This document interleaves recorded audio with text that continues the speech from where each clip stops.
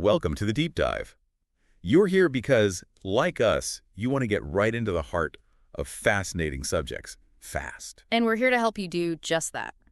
Today, we're tackling a really almost unbelievable moment in American history. We're talking about the very first recorded attempt to assassinate a sitting U.S. president. Andrew Jackson back in 1835. Exactly. And the story itself is just, it sounds made up, doesn't it? It really does. 2 pistols aimed right at him, and both misfire. It's incredibly dramatic. It is.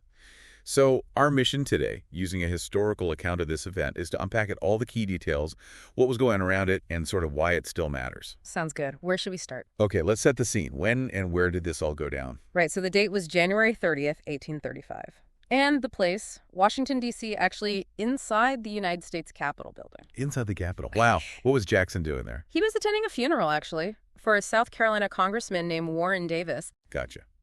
And Jackson himself, he wasn't exactly a low-profile president, was he? Remind us a bit about him at this time. No, definitely not low profile. Yeah. He was 67 into his second term.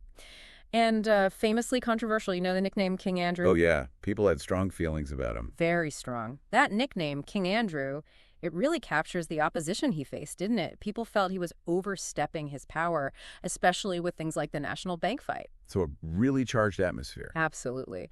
And while the attacker, Richard Lawrence, wasn't driven by those specific politics, that whole tense background is crucial. It explains why people immediately jump to, conspiracy theories. And Jackson's personality, he wasn't exactly shy and retiring. Not at all. He was a war hero, remember? The Battle of New Orleans. He had this reputation for being incredibly tough, fiery temper, history of dueling.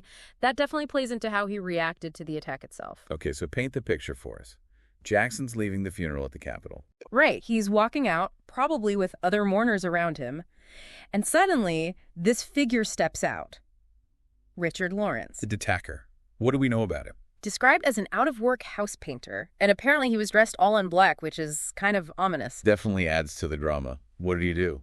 He just stepped forward, raised a pistol, and aimed it straight at Jackson, point blank. Oh, man. You can imagine that moment. The shock. Exactly. Everyone freezes.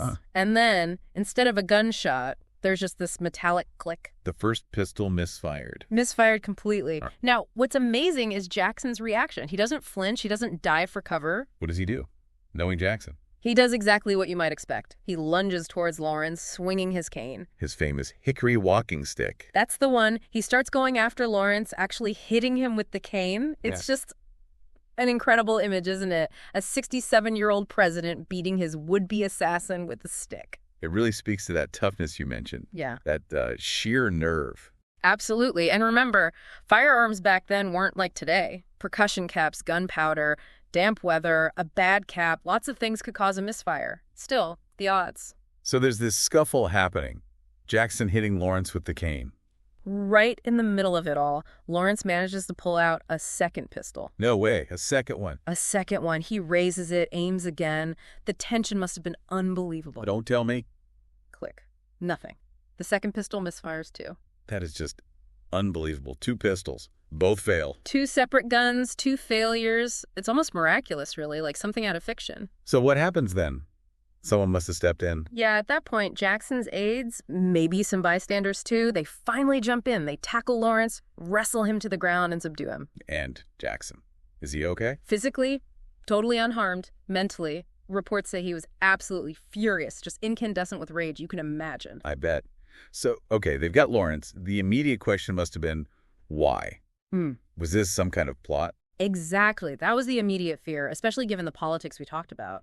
Was this a conspiracy by his enemies, like the Whigs, or maybe someone connected to the bank fight? A political hit job. That's what many suspected initially. The rumors started flying almost immediately. But the investigation pretty quickly went in a different direction. Oh, what did they find? They found that Richard Lawrence, well, he was profoundly mentally unwell. So not a political conspiracy then? No. It turned out he had these elaborate delusions. He genuinely believed he was the rightful king of England, Richard III, somehow deposed. Yeah. And he thought that President Jackson was somehow personally responsible for preventing him from claiming his throne and accessing vast sums of money owed to him. So killing Jackson was his way to get his kingdom back. That seems to have been the logic in his mind, yes. It sounds completely bizarre, I know. But there was supporting evidence, accounts from people who knew him, describing his erratic behavior leading up to it. That's incredibly sad, actually. A tragedy wrapped in this almost farcical event. It really is. So the conclusion was clear. Lone gunman, deeply disturbed, no conspiracy, just this strange, tragic figure, and two pistols that, incredibly, didn't work. And this whole incident, it must have just turbocharged the Jackson legend, right? Oh, absolutely. It cemented that image of him as this indestructible force of nature. The guy who stares down assassins and beats them with a cane, it fed right into that nerves of steel narrative. Yeah, you can see how that would play. But what strikes me, looking back, is that security around the president didn't seem to change much right away. That's a really interesting point. I mean, the president nearly gets shot twice right outside the Capitol, and things just carry on. Why wasn't there an immediate overhaul? Well, it really highlights how different the times were, doesn't it? There wasn't the same understanding of, or perhaps focus on, presidential vulnerability. Maybe a sense of disbelief it could happen again. Plus, Jackson himself probably projected this image of self-reliance. Right, like he didn't need protection. Kind of. It really took the tragedy of Lincoln's assassination 30 years later for the government to seriously say, okay, we need dedicated, professional protection. The Secret Service wasn't formally assigned to protect the president until much later. So Jackson really embodied that older attitude. He did.